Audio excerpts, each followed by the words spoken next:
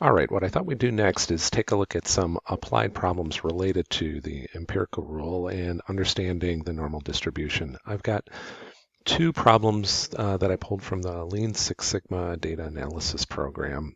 And one's more of a theoretical problem, question number 3 here. And the other one is more of an applied problem that we'll take a look at. In both cases, what we're dealing with is normally distributed data, and we've got a central tendency and a variation statistic that has been determined for us. In question number 3, that's mu is equal to 110, and sigma is 15. With this information, knowing that it's a normal distribution and we've got central tendency and variation already determined from the data set, I like to go back to my empirical rule drawings in that 68, 95, 99.7. So let's pan over and take a look at that.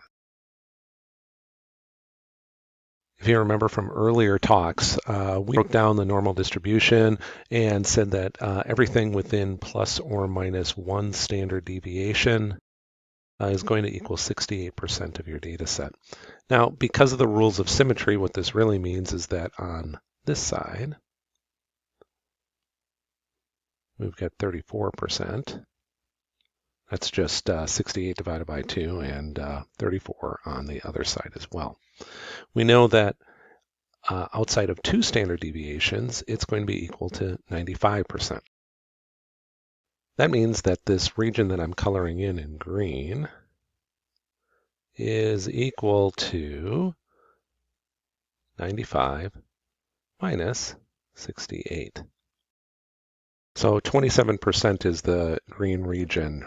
If we were to take this 27%, the green region, plus the already established 68% that is in the plus or minus 1 standard deviation, that'll give us 95%. All right, so then that means that if 27% is both green areas, then half of this is, we get that half region equal to 13.5%. Now it does turn out that if you were to carry out the decimal points, it's not technically 95.00000, and it's not technically 68.00000. If we were to extend out the decimal points, most statisticians agree that if you're going out one more to the 10th of a to the 10th for decimal point accuracy, we come up with 13.6. You'll see that in most textbooks. Again, only reason why it shows up as 13.6 in the textbooks and we get 13.5 in our arithmetic is we just didn't extend out all of the, we didn't extend the accuracy past the 10th placeholder in your decimal point. All right, now I'm going to clean up the work surface area here a little bit and we'll take a look at the third region. In the third region, we know that if you go out plus or minus 3 standard deviations, that's going to equal 99.7% of your data set. If we take 99.7% and subtract the 95% that we've already covered, we get a little over 4.5% for this red region right here. And if we take and divide that by 2, that'll give us the area on just 1. Using simple arithmetic, we get just over 2.3%. But if you were to carry out the decimal points for what the actual number is, because it's not technically 95, there is a little bit of carryover, and it's not technically stopping at 99.7. There's a little bit more carryover. Most statisticians agree on the area in this half region. We use the value 2.1. Don't get too hung up though on the differences here versus the numbers that we use for the standard 68, 95, 99.7. It's close enough. I'm never going to ding anybody in any sort of quiz, and when you're talking about tenth of a percentage points, we're splitting hairs here. But what I did want to do is I wanted to show how we can come up with the half region percentage amounts. It's going to help us with the rest of the story problems that we take a look at. So let me summarize this and clean it up.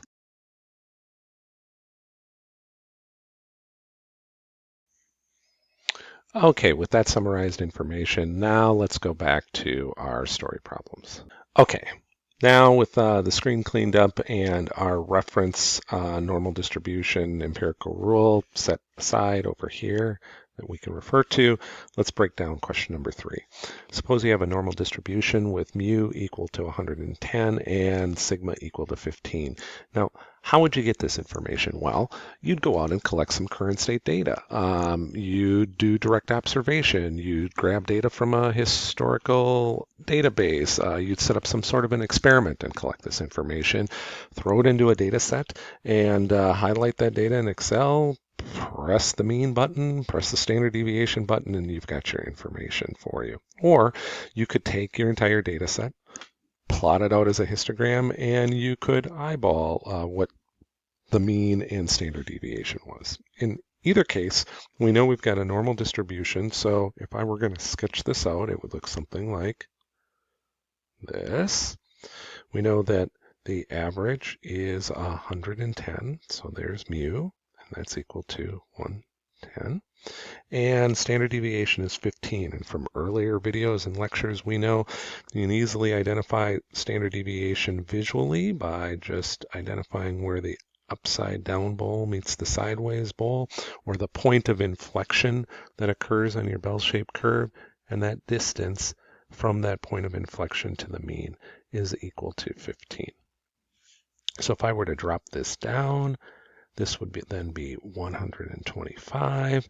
And if I were to take that same distance and drop it down here, it'd be 95.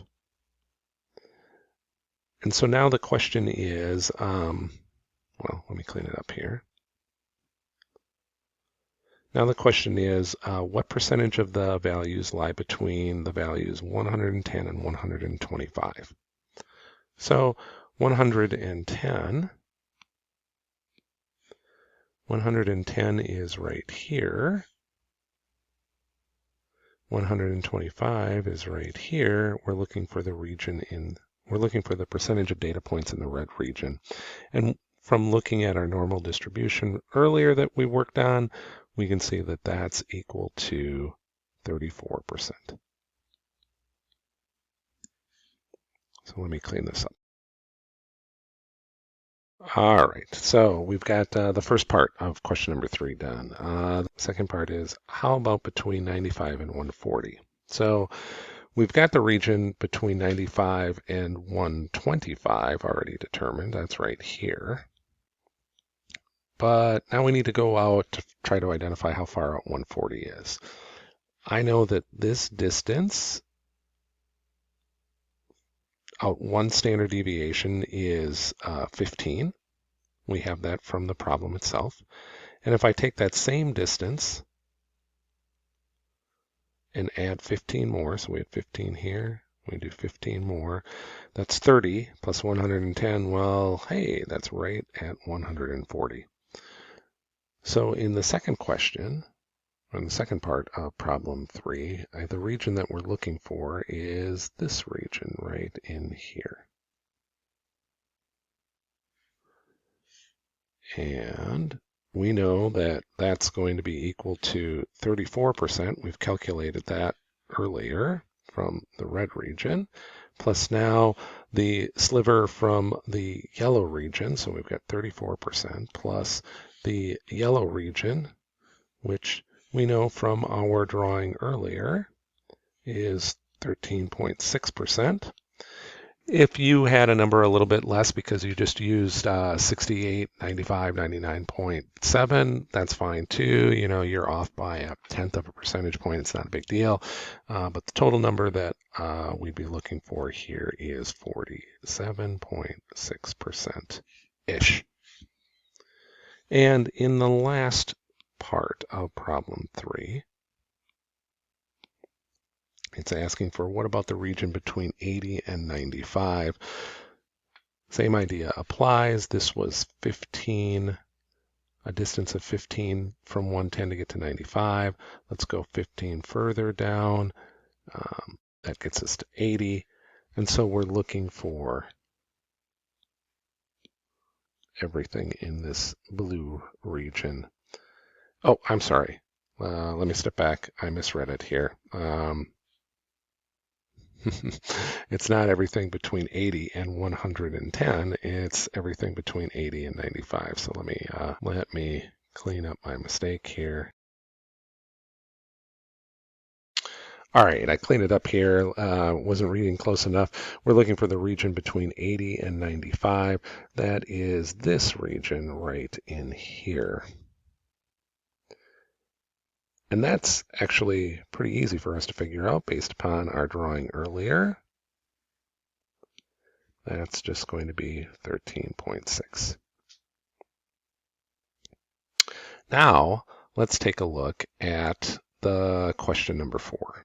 All right, I've cleaned up the screen a little bit so that we can take a look at question number 4. In question number 4, the time it takes a truck driver to load their truck with a typical customer order is normally distributed with a mean of 90 minutes and a standard deviation of 15. So I know right away that mu is equal to 90. I know that sigma is equal to 15. How did we get this information from the story problem? Well, we did some direct observation, or we collected this from historical data, or we ran a simple experiment, recorded our findings, stuck it in a spreadsheet, and calculated the results. Okay. Now that it's been drawn out, the question states, how often or what's the percentage of time that it'll take the driver more than an hour to load the truck? Okay, so we've got 60 minutes or greater. Well, let's see. We've got 70, we've got 90, 75, 105 region, but we don't have where 60 is. So if this was 15 right here, let's take another 15. And 75 minus 15 is, all right, we're right on 60. So now we've got the region from 60 minutes or greater. Is it intuitive to you that if we took a look at everything from 90 minutes and above, that would be equal to 50%? Because if we took a look at every data point within the normal curve, it'd be 100%, and the mean is right in the middle. So by definition, everything on 1/2 is going to be 50%. So we know in the red region, that's 50%, that's covered. In the green region, this region right here, that's going to be 34% because of the empirical rule. The blue region right here is going to be 13.6%. So now we just have to do the arithmetic of adding them all up. That's probably the toughest part of this whole problem. So this is equal to 50 plus 34 plus 13.6. And if I do my math right, I get 97.6%. So if we look back at the story problem, it says it takes a truck driver 90 minutes with a standard deviation of 15 minutes. What's the percentage of time that it'll take more than an hour to load the truck? It's going to take 97.6% of the time. Now, if you are working in a work environment where you need to get that truck loaded in 1 hour or less, you're going to have to do some analysis of current state to figure out how to make this system better, because there's a pretty low chance that you're going to be able to get that truck loaded in 1 hour or less. Over 97% of the time, it's going to take you an hour or more. We use this type of information to help us get a better understanding of current state situation, or what are the needs going to be in future state. And it's all derived from the simple empirical rule, the 68, 95, 99.7 rule set.